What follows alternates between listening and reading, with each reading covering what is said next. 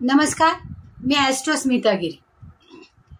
आपण मागच्या व्हिडिओमध्ये वास्तूप्रमाणे दिशा पाहिल्या, दिशांच्या देवता पाहिल्या, दिशांना काय काय उपाययोजना करता येतील, प्रमुख 4 दिशा आणि उपदिशा, या सगळ्या दिशांचा आपण सखोल विचार केलेला आहे.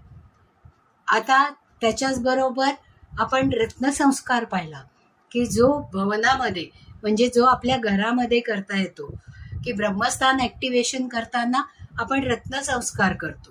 मग त्याच्यामध्ये त्या प्रत्येक ग्रहांची रत्न आपण जमिनीमध्ये पुरतो. त्याचप्रमाणे औषधी संस्कार पाहिला, म्हणजे औषधी वनस्पती ज्या असतात त्या वनस्पतींचा वापर कशा कशा प्रकारे करता येतो आणि कोणत्या कोणत्या वनस्पती आपल्याला वापरता येतात हे आपण पाहिलं. आज आपण पाहणार आहोत धान्य संस्कार. वास्तूमध्ये ऊर्जा वाढवण्यासाठी या सगळ्या संस्कारांची आवश्यकता असते. कधी कधी आपलं घर उंच सखल असतं, पहा, काही ठिकाणी उंच असतं, काही ठिकाणी उतार असतो, काही ठिकाणी अगदी जड असतं, पायऱ्या असतात किंवा घराची उंची वाढवलेली असते. अशा वेळेस ते वास्तूमध्ये दोष निर्माण होतात आणि मग ते दोष आपल्याला कालांतराने आपल्या आयुष्यामध्ये दिसायला लागतात. मग अशा वेळेस या सगळ्या दोषांचा परिहार करण्यासाठी आपल्या सगळ्या ऋषीमुनींनी त्याच्यासाठी धान्य संस्कार, धातू संस्कार, औषधी संस्कार, वनस्पती संस्कार आणि निरनिराळ्या खनिजांचा संस्कार, असे वेगवेगळे संस्कार, कारण हे सगळं भूमीतून मिळणार आहे पहा आणि पंचतत्वावरच आधारित आहे. पंचतत्व म्हणजे काय, की पृथ्वी, जल, अग्नी, वायू आणि आकाश ही 5 तत्व या चराचरामध्ये आहेत, जी आपल्यामध्ये आहेत, जी निसर्गामध्ये आहेत, जी वनस्पतीमध्ये आहेत आणि जी आपल्या घरांमध्ये सुद्धा आहेत. मग अशा वेळेस आपल्याला या घरांमध्ये आपल्या घराची एनर्जी वाढवण्यासाठी जर हा धान्य संस्कार करायचा झाला तर कशा पद्धतीने करता येतो याचा आज आपण विचार करणार आहोत. कारण आपण आपल्या मुख्य दिशा 4 आणि त्या मुख्य दिशांच्या मध्ये असलेल्या उपदिशा यांचा विचार केलेला आहे.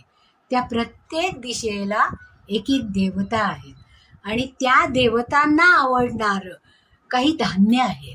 म्हणजे जे धान्य आपण नेहमी खातो, आपलं भरण पोषण होतं, की ज्याचा उपयोग आपल्या आहारामध्ये होतं, अशीच धान्य ही या देवतांना आवडतात आणि ती धान्य जमिनीमध्ये संस्कार म्हणून पुरली तर त्याचा जास्तीत जास्त उपयोग हा केला जातो आणि त्याचा उपयोग त्या घरामध्ये राहणाऱ्या लोकांना होऊ शकतो.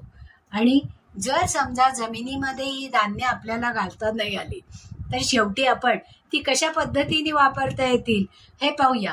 कारण शेवटी सगळ्या ऋषीमुनींनी सांगितलेलं आहे ना, की स्थळ, काळ आणि वेळ हे पाहून त्याप्रमाणे आपण जे ऋषीमुनींनी नियम घालून दिलेले आहेत त्या नियमांमध्ये थोडाफार बदल करू शकतो. तर तो बदल आजच्या काळाला धरून आपल्याला कशा पद्धतीने करता येईल याचाही विचार आपण या व्हिडिओमध्ये करणार आहोत. पहा, आता धान्य संस्कारामध्ये मुख्य 4 दिशांची धान्य आधी आपण पाहूया. मुख्य 4 दिशा म्हणजे कुठल्या? पूर्व, पश्चिम, दक्षिण, उत्तर. आता घड्याळाच्या दिशेने म्हणजे प्रदक्षिणा मार्गाने जाताना घड्याळ जसं फिरतं तसं उजवीकडून डावीकडे ते फिरतं, हो की नाही? म्हणजे पूर्वेकडे सूर्याकडे जर आपण तोंड करून उभं राहिलो तर ती पूर्व दिशा होते.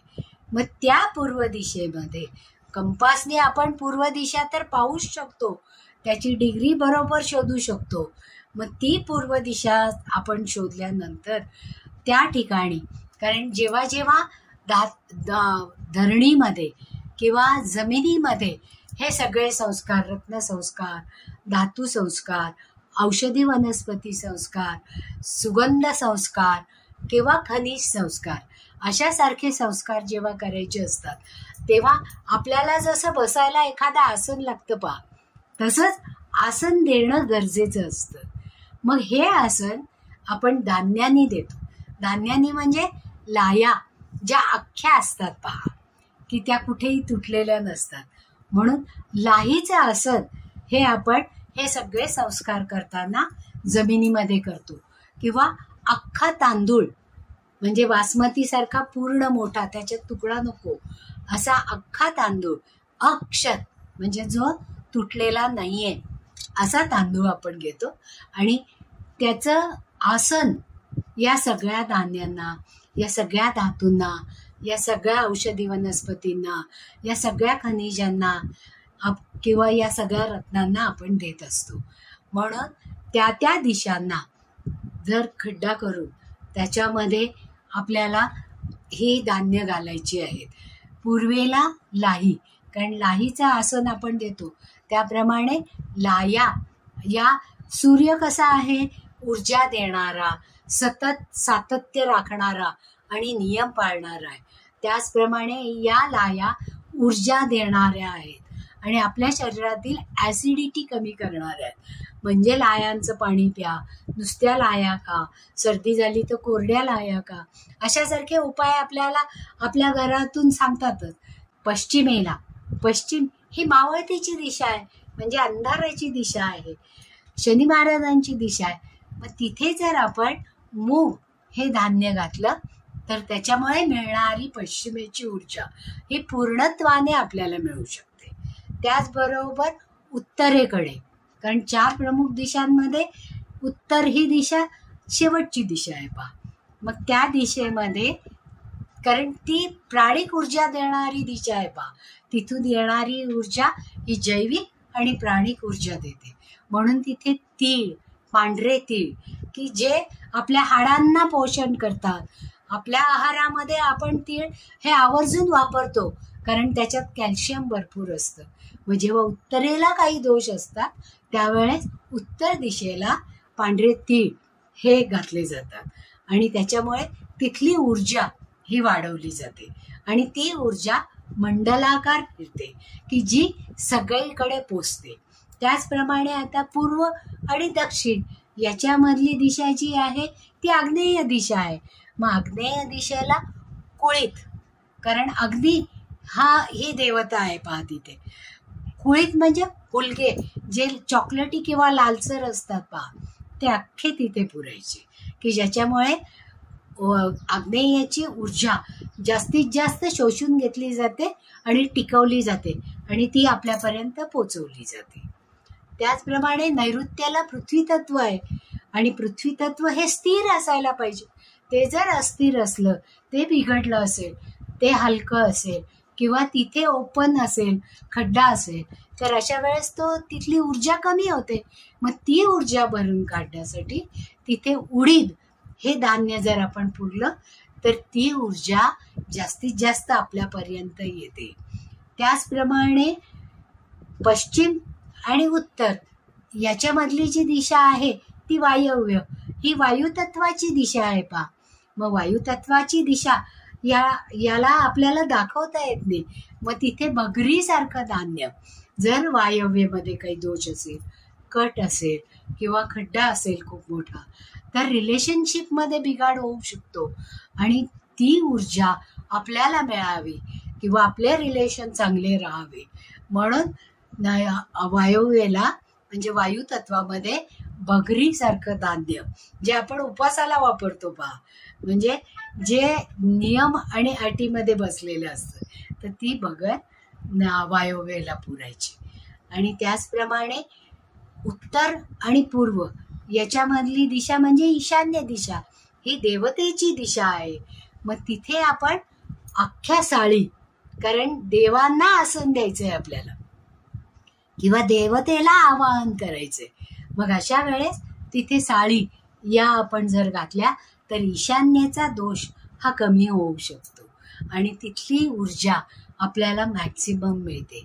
म्हणजे असा हा धान्य संस्कार आपल्याला पृथ्वीमध्ये म्हणजे फरशी बसवण्यापूर्वी करता येतो.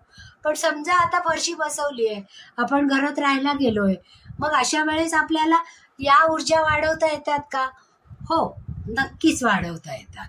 मग हे धान्य जी सगळी देवतांची धान्य आहेत, त्यांना आवडणारी धान्य आहेत, त्या त्या दिशेची ऊर्जा जर कमी बसत असेल किंवा तिथे आजारपण येत असेल किंवा तिथे बंद वाटत असेल, तर अशा वेळेस आपण जर हे धान्य तिथे वापरलं तर त्याचा जास्तीत जास्त उपयोग होऊ शकतो.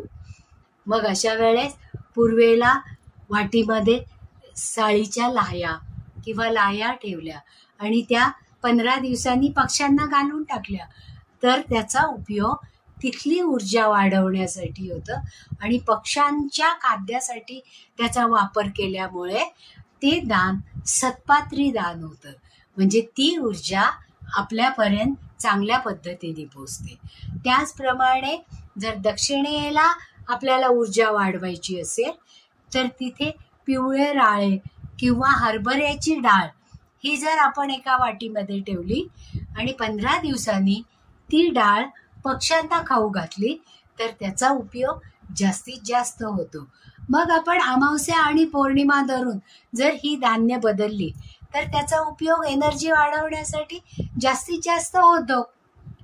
त्याचप्रमाणे पश्चिमेला मूग, हिरवे मूग जर आपण वाटीत घालून ठेवले आणि ते 15 दिवसांनी बदलले, कारण पश्चिम जर बंद असेल, पश्चिम जर उंच असेल तर अशा वेळेस ते दोष होतात, तिथली ऊर्जा कमी मिळते.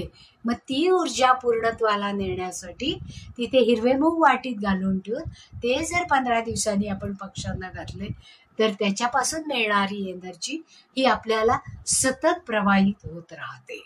त्याचप्रमाणे उत्तरेला जर काही दोष असेल, उत्तर बंद असेल, तर अशा वेळेस तिथे पांढरे तीळ हे जर वाटीमध्ये ठेवून आपण ते तीळ पक्ष्यांना खाऊ घातले तर त्याचा उपयोग आपली एनर्जी, घराची एनर्जी आणि आपल्यामध्ये त्या एनर्जीचं समतोलत्व साधण्यासाठी उपयोग होतो. कारण त्या घराची एनर्जी वाढली की ऑटोमॅटिक आपल्यामधली एनर्जी वाढते, वादविवाद कमी होतात, आजारपण कमी होतं आणि आपण जास्त चांगल्या आनंदाने राहू शकतो. त्याचप्रमाणे आग्नेयाला जर कुळीत ठेवले, कारण आग्नेय दिशा जर बंद असेल तर तिथे कुळीत ठेवले आणि ते कुळीत 15 दिवसांनी पक्ष्यांना घातले तर त्याच्यापासून मिळणारी एनर्जी ही आपल्याला सतत प्रवाहित होत राहते. त्याचप्रमाणे उत्तरेला जर काही दोष असेल, उत्तर बंद असेल, तर अशा वेळेस तिथे पांढरे तीळ हे जर वाटीमध्ये ठेवून आपण ते तीळ पक्ष्यांना खाऊ घातले तर त्याचा उपयोग आपली एनर्जी, घराची एनर्जी आणि आपल्यामध्ये त्या एनर्जीचं समतोलत्व साधण्यासाठी उपयोग होतो. कारण त्या घराची एनर्जी वाढली की ऑटोमॅटिक आपल्यामधली एनर्जी वाढते, वादविवाद कमी होतात, आजारपण कमी होतं आणि आपण जास्त चांगल्या आनंदाने राहू शकतो. त्याचप्रमाणे आग्नेयाला जर कुळीत ठेवले, कारण आग्नेय दिशा जर बंद असेल तर तिथे कुळीत ठेवले आणि ते कुळीत 15 दिवसांनी वाटीमधले बदलले तरी त्याचा उपयोग तेवढीच एनर्जी वाढवण्यासाठी होतो. त्याचप्रमाणे नैऋत्येला जर आपण काळे उडीद किंवा उडदाची डाळ अशा पद्धतीचं धान्य जर ठेवलं, अख्खे उडीद ठेवलेले केव्हाही चांगले, कारण ते पृथ्वी तत्वामध्ये रुजतात, कारण त्याला मोड येतात पहा, म्हणजे बीजांकुर होण्यासाठी आणि ती एनर्जी वाढवण्यासाठी आपल्याला नैऋत्यमधले हे उडीद 15 दिवसांनी बदलले तर त्याची एनर्जी आपल्याला जास्तीत जास्त मिळते. तसंच वायव्येला भगर ती जर वाटीमध्ये भरून ठेवली आणि ती पक्ष्यांना खाऊ घातली तर त्याची एनर्जी आपल्याला सतत मिळत राहते. त्याचप्रमाणे ईशान्येला कोपऱ्यामध्ये जर दोष असेल तर देवघराच्या जवळ जर आपण या साळीच्या लाया किंवा साळी वाटीमध्ये ठेवल्या आणि त्या पक्ष्यांना खाऊ घातल्या तर त्याचा जास्तीत जास्त एनर्जी वाढवण्यासाठी उपयोग होतो आणि ती एनर्जी आपल्यामध्ये सतत प्रवाहित राहते. म्हणून या धान्य संस्काराचा वास्तुशास्त्रामध्ये आपण जास्तीत जास्त उपयोग करतो. दोषांवर मात करण्यासाठी या धान्य संस्काराचा आपल्याला उपयोग होतो आणि जी काही ऊर्जा आहे ती गोल प्रदक्षिणा मार्गाने फिरते आणि त्याचा उपयोग त्या घरात राहणाऱ्या लोकांना जास्तीत जास्त होतो. आवडलं असेल तर लाईक करा, सबस्क्राईबही करा आणि तुमच्या सगळ्या मित्रमैत्रिणींपर्यंत पोचवायचं असेल तर शेअरही करा. आणि तुमच्या जर काही शंका असतील या बाबतीत तर तुम्ही जरूर कळवा, की ज्या सोडवायला आम्हाला आनंद वाटेल आणि तुम्हाला ज्या ज्या काही शंका येतील त्याचं निरसन आम्ही करू शकू. धन्यवाद.